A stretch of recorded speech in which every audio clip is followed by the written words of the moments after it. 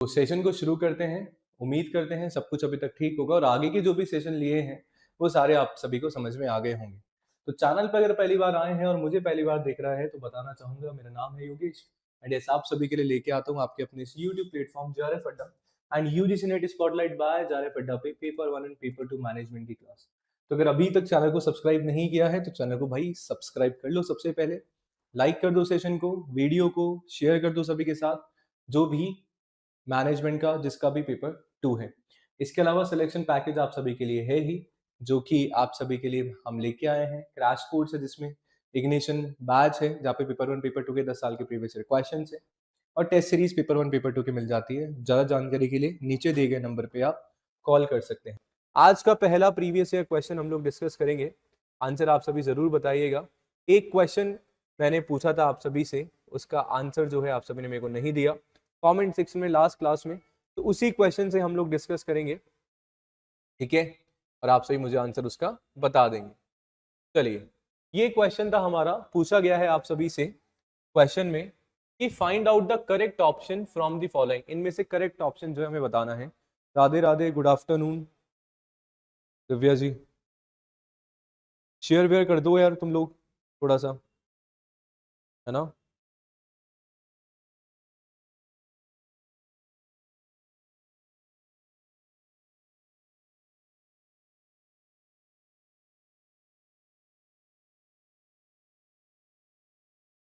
चलिए, क्या बोला जा रहा है कि future contract is custom design. क्या फ्यूचर कॉन्ट्रैक्ट आपका कस्टम डिजाइंड होता है? नहीं सर, पहला ही स्टेटमेंट जो है आपका यहाँ पे गलत दे दिया गया है, क्योंकि जो आपका फ्यूचर कॉन्ट्रैक्ट होता है वो आपका कस्टम डिजाइन नहीं होता है, वो आप सभी का क्या होता है? स्टैंडर्डाइज्ड होता है कहीं ना कहीं। कस्टम डिजाइन कौन सा कॉन्ट्रैक्ट होता है सर आप सभी का? कस्टम डिजाइन होता है आप सभी का फॉरवर्ड कॉन्ट्रैक्ट, ठीक है? तो यानी कि ए हमारा नहीं है, ए इज इनकरेक्ट। अब ए जहां जहां पे है सर वो दोनों ऑप्शन एलिमिनेट कर दो।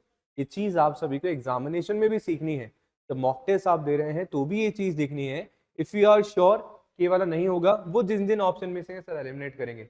तो दैट अब दो ऑप्शन हमारे पास यहाँ पे बच रहे हैं।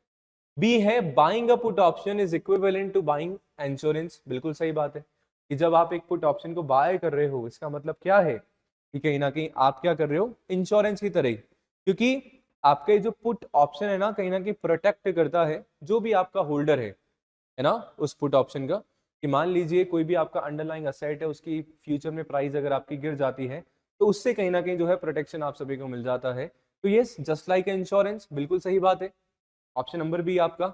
सी की हम लोग बात कर रहे हैं, the cost of carry is not cost of holding a security. नहीं सर, ये गलत लिखा हुआ है। कैरी करने की जो कॉस्ट है वही कहीं ना कहीं एक, मतलब जो भी सिक्योरिटी को हम लोग होल्ड कर रहे हैं उसी कॉस्ट को हम लोग कहीं ना कहीं कैरिंग कॉस्ट के नाम से जानते हैं, है ना? मान लीजिए कोई भी आपका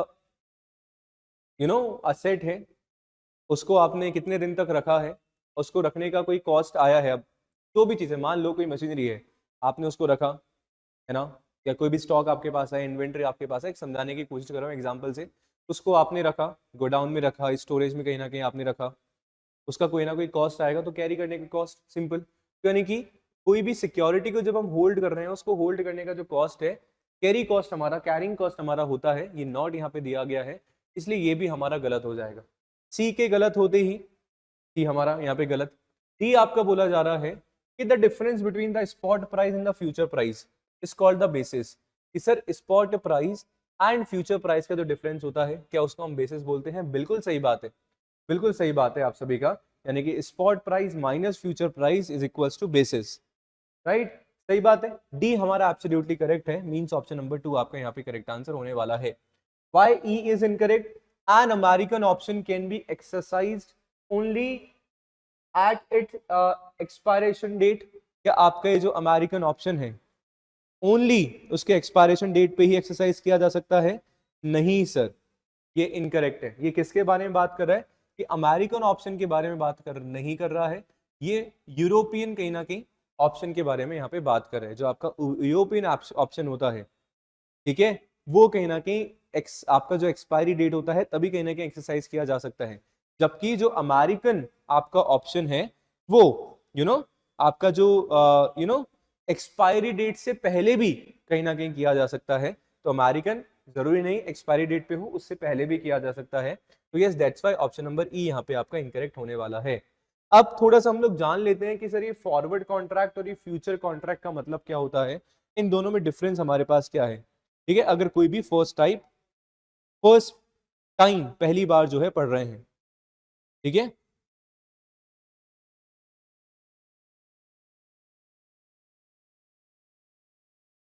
In such type of question, choice elimination method is the best. Yes. Spot and future price. सुनना, listen. सबसे पहले फॉरवर्ड एंड फ्यूचर कॉन्ट्रैक्ट की बात कर रहे हैं। जो फॉरवर्ड कॉन्ट्रैक्ट होता है ना, उनका जो काउंटर पैरिटी रिस्क होता है बहुत ज्यादा हाई होता है। आप देखेंगे यानी कि जो भी पार्टीज हैं, है ना, दोनों की दोनों कहीं ना कहीं क्या होती हैं, दोनों पार्टीज को पता होता है एक दूसरे के बारे में, ठीक है।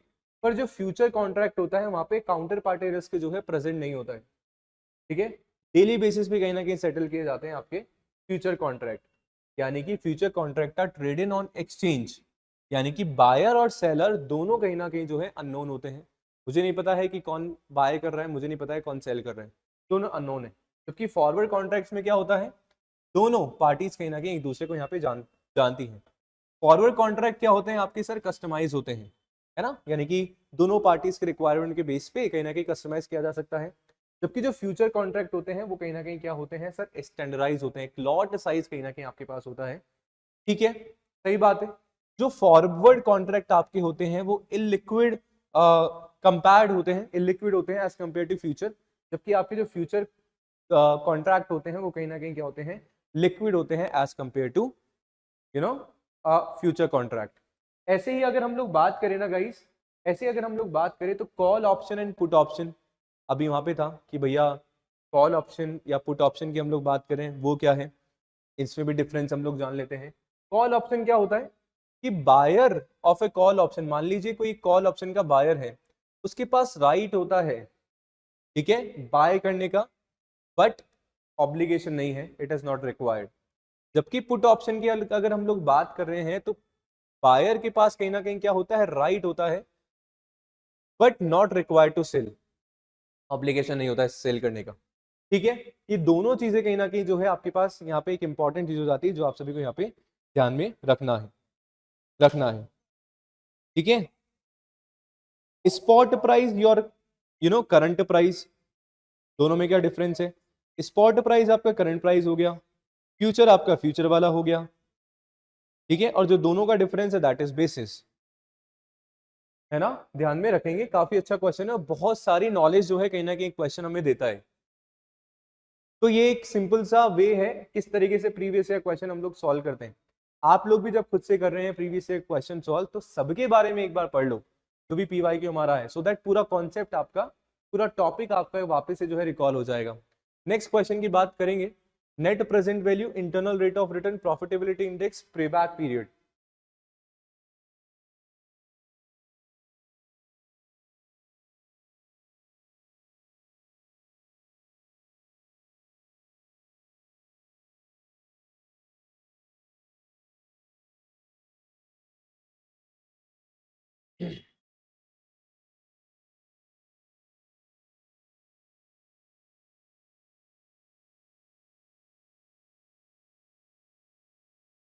चलिए क्वेश्चन है, net present value, internal rate of return, IRR, ठीक है, प्रॉफिटेबिलिटी इंडेक्स, पेबैक पीरियड। तब पेबैक पीरियड है, net present value, payback period का मतलब क्या है कि सर जितना भी आपने इनिशियल कॉस्ट लगाया है वो कितने टाइम में वापस से रिकवर आपके पास हो जाएगा। क्या डी का हमारे पास 4 हो सकता है पेबैक पीरियड, सर बिल्कुल हो सकता है डी का 4, है ना। इंटरनल रेट ऑफ रिटर्न क्या होता है, जब जब एनपीवी आपका 0 होगा, जब आपका नेट प्रेजेंट वैल्यू 0 हो जाएगा तो आपका IRR, internal rate of return, यानी कि बी का डी, मतलब बी का 2 है, डी का 4 हमारे पास है, दोनों ऑप्शन में ये है, ये दोनों ऑप्शन में से कुछ होगा नहीं हमारे पास, ठीक है। नेट प्रेजेंट वैल्यू के बारे में हम लोग बात कर रहे हैं, तो नेट प्रेजेंट वैल्यू क्या है, नेट प्रेजेंट वैल्यू किस तरीके से हम लोग, अब जब एनपीवी आपका 0 है तो नेट प्रेजेंट वैल्यू निकालेंगे कैसे, तब प्रेजेंट वैल्यू ऑफ इनफ्लो, जो भी हमारे इनफ्लोज की प्रेजेंट वैल्यू है उसमें से माइनस कर देंगे आउटफ्लोज का प्रेजेंट वैल्यू, यानी कि प्रेजेंट वैल्यू ऑफ इनफ्लोज जब आपका माइनस हो जाएगा आपके प्रेजेंट वैल्यू ऑफ आउटफ्लोज में से, तो वो आपको क्या देखने को मिलने वाला है, आपके पास यहाँ पे आ जाएगा एनपीवी, नेट प्रेजेंट वैल्यू। और जब एनपीवी आपका 0 हो जाएगा तो वो आपका आईआरआर बन जाएगा, internal rate of return, right. तो यानी कि ए का लग गया हमारे पास थर्ड, ए का थर्ड लगते ही option number A correct answer हो जाएगा। और प्रॉफिटेबिलिटी इंडेक्स क्या है, ratio of present value of inflows to investment, कि आपका प्रेजेंट वैल्यू ऑफ इनफ्लोज और इन्वेस्टमेंट का जो रेशियो होगा वो आपका कहीं ना कहीं प्रॉफिटेबिलिटी इंडेक्स यहाँ पे होने वाला है। ऑप्शन नंबर ए यहाँ पे करेक्ट आंसर हमारा बन जाएगा। आई डोंट थिंक इसमें कुछ प्रॉब्लम है, ठीक है, समझ आ गई, सिंपल सा क्वेश्चन, उसका सिंपल सा आंसर हमारा यहाँ पे। नेक्स्ट क्वेश्चन पे चलते हैं, इनमें से कौन सा जो है आपका एचआर ऑडिट नहीं है, इसमें से कौन सा एचआर ऑडिट आपका नहीं है।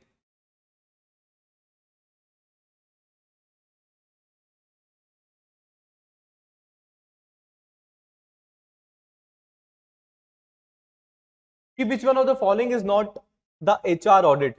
Job description, recruitment and selection, mandated benefits, balance scorecard.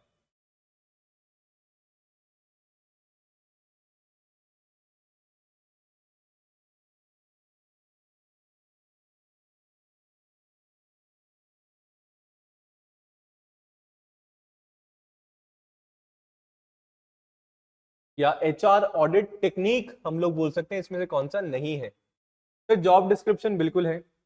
Job description का मतलब क्या होता है sir, roles, responsibilities, duties, everything describe करना, जॉब डिस्क्रिप्शन। यानी कि जॉब डिस्क्रिप्शन की अगर हम लोग बात करें तो जॉब डिस्क्रिप्शन आपका एक ऐसा डॉक्यूमेंट होता है जहाँ पे क्या टास्क आपको करना है, आपके रोल्स, आपके रिस्पॉन्सिबिलिटीज क्या रहेंगी, वो एज इट इज जो है डिस्क्राइब किया जाता है, right. And job description is the part of job analysis. और जॉब एनालिसिस के दो part, job description and job specification. ये ऑलरेडी पहले वाले बैच में भी मतलब हम लोग ने डिस्कस किया। जॉब एनालिसिस के दो पार्ट हो जाते हैं, जॉब डिस्क्रिप्शन, जॉब स्पेसिफिकेशन, सही बात है। तो job description is a part of HR audit, बिल्कुल सही बात है। रिक्रूटमेंट एंड सिलेक्शन बिल्कुल एचआर ऑडिट टेक्निक आपका करता है, ठीक है। मैंडेटेड बेनिफिट्स यानी कि क्या क्या आपको जो है बेनिफिट्स होने वाले हैं, क्या कंपनसेशन मिलेगा, व्हाटएवर जो भी है वो आपका यहाँ पे एचआर ऑडिट का पार्ट है। पर अगर जब बैलेंस स्कोर कार्ड की बात करते हैं तो it is not HR audit, वो आपका एचआर ऑडिट नहीं होता है। जबकि बैलेंस स्कोर कार्ड क्या होता है, जैसे फॉर एग्जांपल हमारा भी स्कोर कार्ड होता है ना, तुम्हारा 12th और 10th का स्कोर कार्ड या ग्रेजुएशन का स्कोर कार्ड देखो, उसमें क्या होता है, तुम्हारी परफॉर्मेंस का इवैल्यूएशन होता है कि भैया तुम्हारे मैथ्स में इतने नंबर आए, तुम्हारे साइंस में, इंग्लिश में, कॉमर्स में, अकाउंटेंसी में इतना इतना जो है कहीं ना कहीं मार्क्स तुम्हारे आए, ठीक है।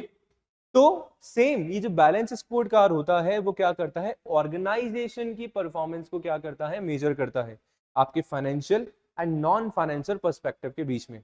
कि कुछ फाइनेंशियल पर्सपेक्टिव होते हैं, कुछ नॉन फाइनेंशियल पर्सपेक्टिव है, उन सबको कंपेयर करके, उन सबको इवैल्यूएट करके आपके ऑर्गेनाइजेशन की परफॉर्मेंस को इवैल्यूएट करता है, that is balance score card. मुझे कमेंट में नेम बताएंगे किन्होंने जो है बैलेंस स्कोर कार्ड दिया, और साथ में नेक्स्ट क्वेश्चन का आंसर आप लोग मुझे फटाफट से बता देंगे, ठीक है। चलिए वॉगल्स अप्रोक्सीमेशन मेथड, ऑल्दो हम एक्सपेक्ट कर रहे थे, यहाँ से हम लोग एक्सपेक्ट कर रहे थे कि जो वॉगल्स अप्रोक्सीमेशन मेथड है यहाँ से एक न्यूमेरिकल क्वेश्चन हमारा बनेगा, ट्रांसपोर्टेशन प्रॉब्लम वाला, ठीक है। यूनिट नंबर 8 का हमारा ये पार्ट है, एंड राइट, बट थ्योरेटिकल में दे दिया। वॉगल्स अप्रोक्सीमेशन मेथड को हम लोग जो है पेनल्टी मेथड के नाम से जानते हैं। 3 मेथड्स हमारे पास होते हैं ट्रांसपोर्टेशन प्रॉब्लम को सॉल्व करने के लिए, 3 न्यूमेरिकल मेथड है, उसमें से एक हमारे पास है वॉगल्स अप्रोक्सीमेशन मेथड, इसको पेनल्टी मेथड के नाम से भी हम लोग जानते हैं। अब इसका क्या सीक्वेंस है, जब पेनल्टी मेथड हम लोग यूज करते हैं, वॉगल्स अप्रोक्सीमेशन मेथड हम लोग यूज कर रहे हैं, तो किस तरीके से ट्रांसपोर्टेशन प्रॉब्लम हम लोग सॉल्व करेंगे, उसका सीक्वेंस आपको यहाँ पे अरेंज करना है, ठीक है। तो अगर हम लोग बात करें यहाँ पे, assign largest quantity as per the rim requirement to the cell in the raw column with the smallest cost, no sir. Select larger difference loss in column, no sir. Find difference the two unallocated least cost, yes.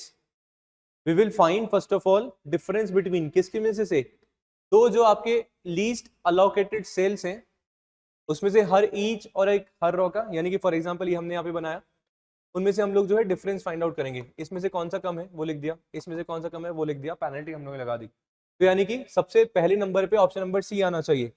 और sir option number C जो है आपका इसमें नहीं है, इसमें नहीं है, एलिमिनेट करो, सिंपल सा, ठीक है, सही बात है। उसके बाद हम लोग क्या करेंगे, जो भी आपका लार्जेस्ट डिफरेंट रॉ या कॉलम है ना, उसको कहीं ना कहीं हम लोग क्या कर देंगे, इसको सेलेक्ट हम लोग करेंगे। ऑल्दो ये पर्टिकुलर क्वेश्चन जो है अगर हम इसको न्यूमेरिकल करेंगे तो ज्यादा अच्छे से समझ में आएगा, ठीक है। क्लास रखी है, प्लेलिस्ट में जाएंगे, जो न्यूमेरिकल वाली मैराथन मैंने करवाई थी लास्ट बैच के लिए, वापस उसको आप रेफर करो, वापस जाके देखना, वहां पे मैंने मेथड करवाया है, वॉगल्स अप्रोक्सीमेशन मेथड, ठीक है। तो और अच्छे से आपके स्टेप जो है समझ में आएंगे, यानी कि सी के बाद बी आना चाहिए, सी के बाद बी आते ही ऑप्शन नंबर ए हमारा यहाँ पे करेक्ट आंसर बन जाएगा। देन हम लोग क्या करते हैं, हम लोग लार्जेस्ट क्वांटिटी असाइन कर देंगे रिम रिक्वायरमेंट के अकॉर्डिंग।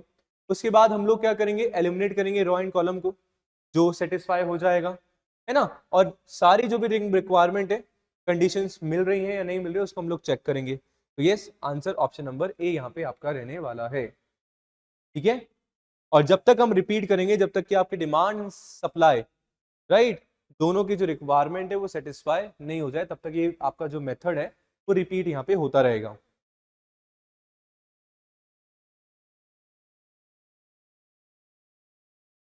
राइट। चलो नेक्स्ट क्वेश्चन का आंसर आप लोगों को बताना है।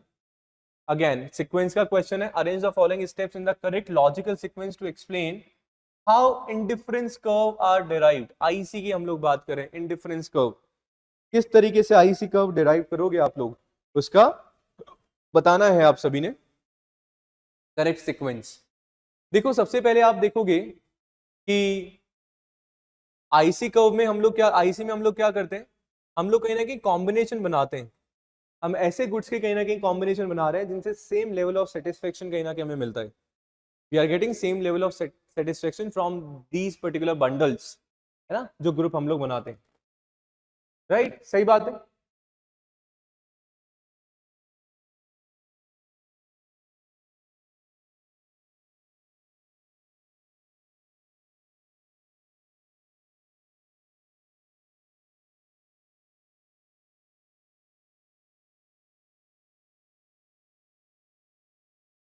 तो हम सबसे पहले यहाँ पे क्या करने वाले हैं कि consumer plots combination of goods that provide the same satisfaction, plot कर देंगे क्या, नहीं, सबसे पहले हम लोगों ने दो गुड्स के कॉम्बिनेशन यानी कि बंडल्स हमने बनाए, और उन बंडल्स पे जो प्रेफरेंस हमारी है, यानी कि जो ज्यादा सेटिस्फेक्शन कहीं ना कहीं जो बंडल हमें दे रहा है, उनको कहीं ना कहीं हम लोगों ने क्या कर लिया, रैंक कर लिया। जैसे मान लीजिए ए बी सी डी ये बंडल है, बनाना एंड एप्पल की हम लोग बात करते हैं कि दो बनाना एक एप्पल खाता हूं तो मेरे को सेम लेवल ऑफ सेटिस्फेक्शन मेरे को मिलता है।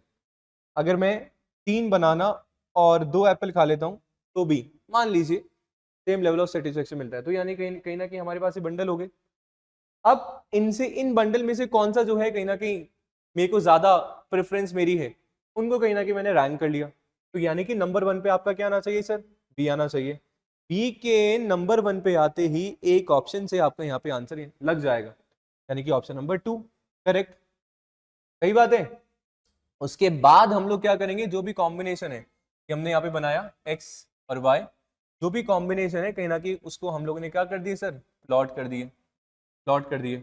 उसके बाद क्या होगा, downward sloping convex difference indifference कब आएगा, डाउनवर्ड स्लोपिंग गया, और कहीं ना कहीं क्या हुआ, कहीं ना कहीं क्या हुआ, आईसी आपका क्या होता है, कॉन्वेक्स टू ओरिजिन होता है, ना कि कॉन्केव टू ओरिजिन।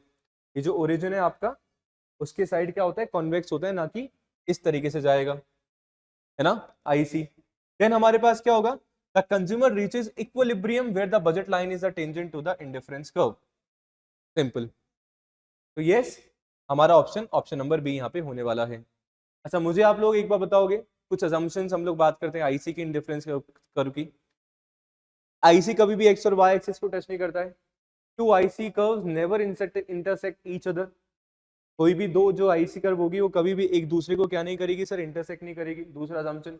तीसरा अजम्पशन की हम लोग बात करते हैं कि जितनी आईसी कर्व होगी और जितना ज्यादा ऊपर होगा उतना ज्यादा लेवल ऑफ सेटिस्फेक्शन कहीं ना कहीं आपको बताने वाला है।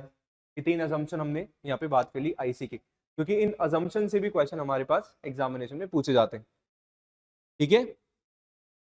है ना। इसको डिटेल्स टॉपिक में हम लोग समझेंगे आगे आने वाली क्लास में आईसी के बारे में। मेरा इस बार पूरा का पूरा प्लान है, जो भी एग्जामिनेशन में पूछा गया ना हर एक को डिटेल में समझेंगे, सो दैट यूट्यूब पे पूरा कोर्स आपका हो जाएगा 10 की 10 यूनिट का, राइट। सारे 100 क्वेश्चन का डिटेल में हम लोग करने वाले। चलिए, एम्प्लॉयबिलिटी स्किल मैट्रिक्स का राइट सीक्वेंस, इसको तो डिटेल में ऑलरेडी बता चुका हूं मैं, as we have covered all the new topics, सारे के सारे नए टॉपिक्स हम लोगों ने डिस्कस करें। उसमें से ESM के बारे में मैंने बात करी, पूरा 1 घंटा लगा के मैंने टॉपिक आप सभी को बताया था। राइट सीक्वेंस इसका क्या होगा बताना है।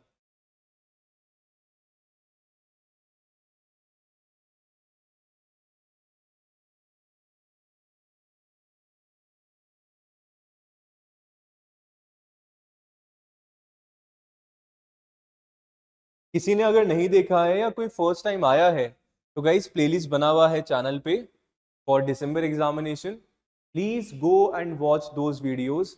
आपको क्लैरिटी, क्रिस्टल क्लैरिटी मिल जाएगी हर एक चीज में, ठीक है। अब आपका ESM का मैंने ट्रिक बताई थी, वापस बता देता हूं। क्या होता है सर? 3CKS, यानी कि critical thinking, communication, collaboration, knowledge and social responsibility. क्या होगा? पहले क्रिटिकल थिंकिंग होगा, फिर कम्युनिकेशन होगा, कोलैबोरेशन होगा, knowledge and then social responsibility. Option number A correct answer, simple सा।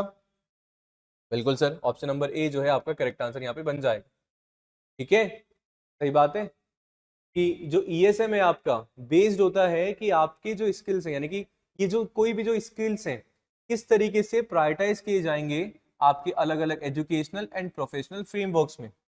सबसे पहले क्रिटिकल थिंकिंग होता है, जहाँ पे फाउंडेशन स्किल्स की तरह इसको देखा जाता है, जहाँ पे एनालाइज करते हैं हम लोग सिचुएशंस को, उसके अकॉर्डिंग कहीं ना कहीं क्या करते हैं, डिसीजन हम लोग लेते हैं। देन कम्युनिकेशन हमारा होता है, जब एक बार सोच लिया हमने तो हम कम्युनिकेट करेंगे उसको, हमारे आइडियाज को, वर्बली एंड नॉन वर्बली दोनों। फिर कोलैबोरेट कहीं ना कहीं हम लोग करेंगे हमारे एनवायरमेंट्स के साथ में। देन कहीं ना कहीं क्या होगा, नॉलेज, हम लोग जो है राइट नॉलेज जो है हमारे जो भी हमारी फील्ड ऑफ वर्क में हमारी नॉलेज है उसको कहीं ना कहीं हम लोग देखेंगे कि और इफेक्टिवली किस तरीके से हम लोग कर सकते हैं। एंड लास्ट में हमारा सोशल रिस्पॉन्सिबिलिटी, ठीक है। चलिए नेक्स्ट क्वेश्चन। मैं अभी ESM के बारे में क्यों नहीं बता रहा हूँ, एम्प्लॉयबिलिटी स्किल मैट्रिक्स के बारे में क्यों नहीं बता रहा हूँ, क्योंकि अभी आई थिंक 1 हफ्ता भी नहीं हुआ है, पूरा डिटेल में बताया है, प्लीज जाके देखना, ठीक है। चलो नेक्स्ट क्वेश्चन।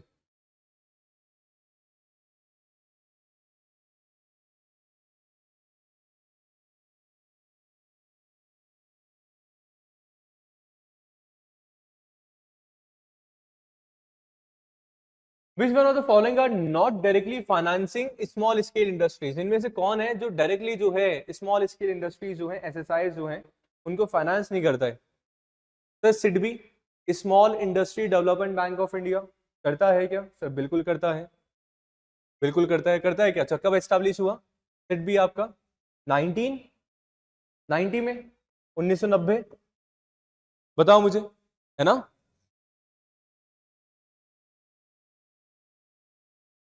कोई डायरेक्टली सर करता है क्या? ये करता है या नहीं, बड़ा इंटरेस्टिंग चीज। सर ये तो करता है, हमें नॉट बताना है, तो ए तो एलिमिनेट हो जाएगा क्योंकि ए करता है।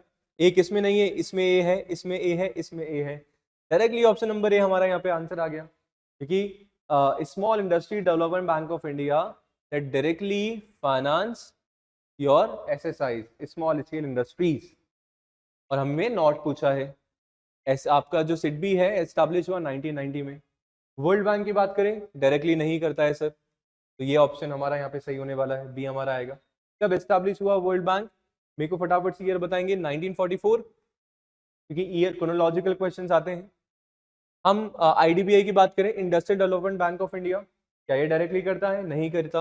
ये कब एस्टैब्लिश हुआ? 1964, 1964, ठीक है, सही है। IMF करता है क्या? नहीं sir, international organization. Again again IMF कब एस्टैब्लिश हुआ? 1944, Bretton Woods conference, same world bank and IMF। And NSIC, national small industrial corporation, करता है क्या? नहीं करता सर, ठीक है। कॉरपोरेशन लिमिटेड है ये, आपका एस्टैब्लिश हुआ 1950-55 के अराउंड, ठीक है, जितना मुझे याद आ पा रहा है, राइट। तो यस, ऑप्शन नंबर ए यहाँ पे आपका करेक्ट आंसर हो जाएगा, याद रहेगा, बताओ।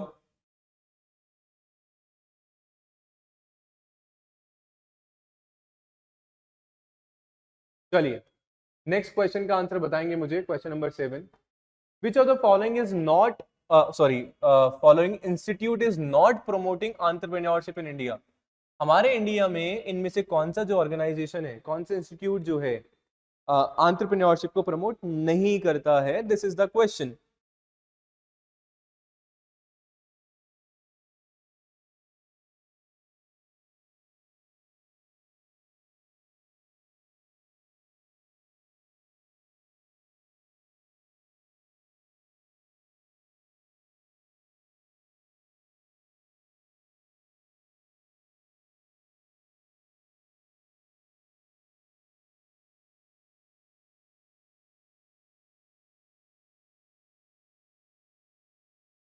Sir national institute for entrepreneurship and small business development बिल्कुल करता है, एंटरप्रेन्योरशिप डेवलपमेंट इंस्टीट्यूट बिल्कुल करता है, नेशनल स्मॉल इंडस्ट्रीज कॉर्पोरेशन बिल्कुल करता है, ठीक है, जो अभी 1955 में एस्टेब्लिश हुआ, अभी बात भी हमने करी। कौन नहीं करता? Institute for design and electrical measuring instrument, ये नहीं है सर डायरेक्टली जो जो प्रमोट करता हो आपके एंटरप्रेन्योरशिप को इंडिया में। सर पढ़ोगे, रीड करोगे option, you will get the answer, अपने आप आंसर आ जाएगा, ठीक है। ये जो है आपके रिसर्च एंड डेवलपमेंट, आपके जो इलेक्ट्रिकल फील्ड में जो है रिसर्च एंड डेवलपमेंट पे फोकस करता है, रादर देन आपके इस पे एंटरप्रेन्योरशिप को प्रमोट करे, ठीक है। चलिए नेक्स्ट क्वेश्चन, सिंपल सा क्वेश्चन, सिंपल सा आंसर। नेक्स्ट क्वेश्चन का आंसर बताइए, देखिए।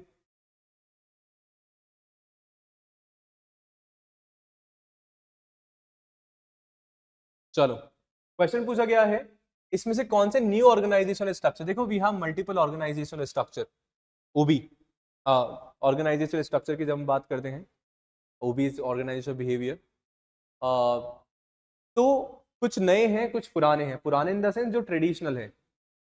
हमसे पूछा कि भैया नए कौन से हैं अभी के टाइम पे, है ना, तो क्या आंसर हम लोग लगा पाएंगे सर? देखो सुनना और समझना,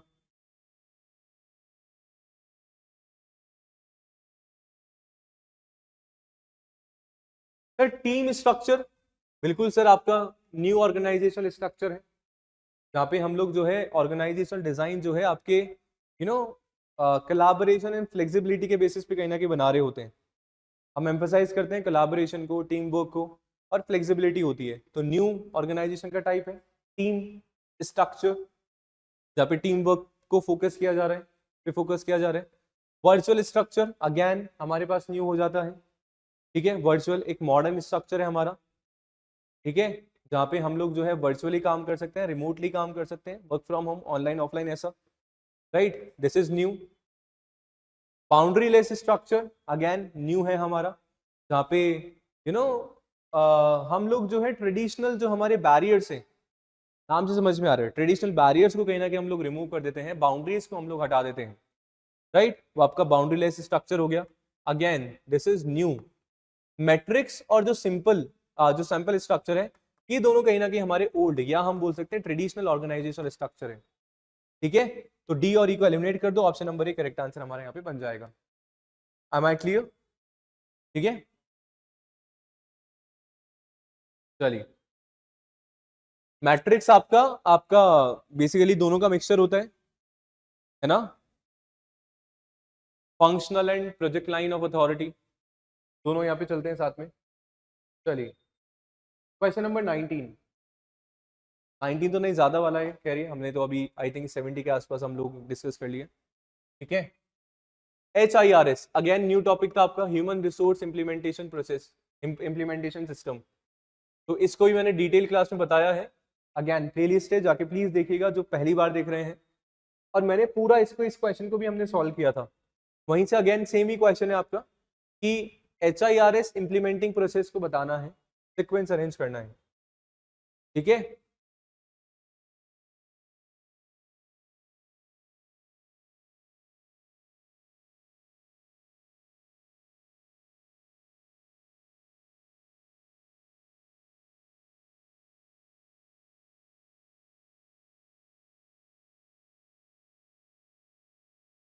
बी, सबसे पहले क्या करते हैं, इंसेप्शन करेंगे आइडिया का, फिजिबिलिटी स्टडी होगी, प्रोजेक्ट टीम हमने डेवलप किया, हम क्या करेंगे, हम लोग अब इन दोनों में कंफ्यूजन है सर।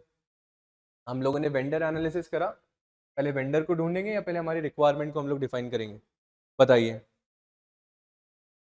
222 बी सबका भी आ रहा है, चलो बढ़िया, याद है तुम लोगों को, है ना। चलिए, तो क्या होता है ना, बहुत सारे स्टूडेंट जो है ऑप्शन नंबर ए लगा के आए कि सिर्फ पहले वेंडर को पकड़ेंगे फिर उसको बताएंगे, नहीं, आप पहले अपनी रिक्वायरमेंट को डिफाइन करोगे, उसके बाद जो है आपका वेंडर एनालिसिस होगा।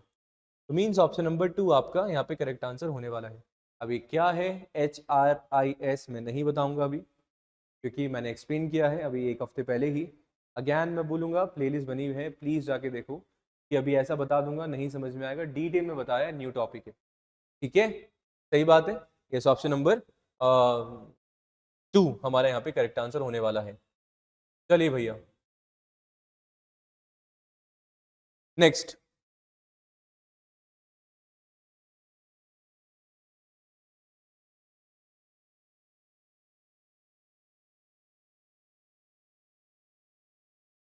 हाँ सुप्रिया, बिल्कुल सही बात है, अब आंसू आने लग गए मुझे इस बात पे ना, ठीक है, शुक्रिया बहुत बहुत, इमोशनल कर दिया मुझे, आप इतना पढ़ाते, इतना अच्छा पढ़ाते हो, चलो बढ़िया, किसी को तो समझ आया।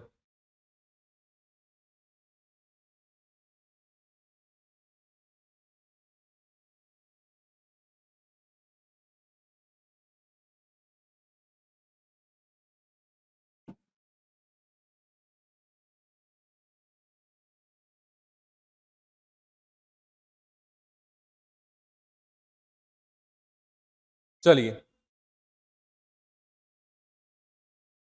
Which of the following act were meant for labour welfare, labour welfare के लिए जो है आपके कौन से एक्ट जो है बनाए गए थे, हिंदी में भी है, निम्नलिखित में से अधिनियम श्रमिक कल्याण के लिए थे, कौन कौन से थे सर।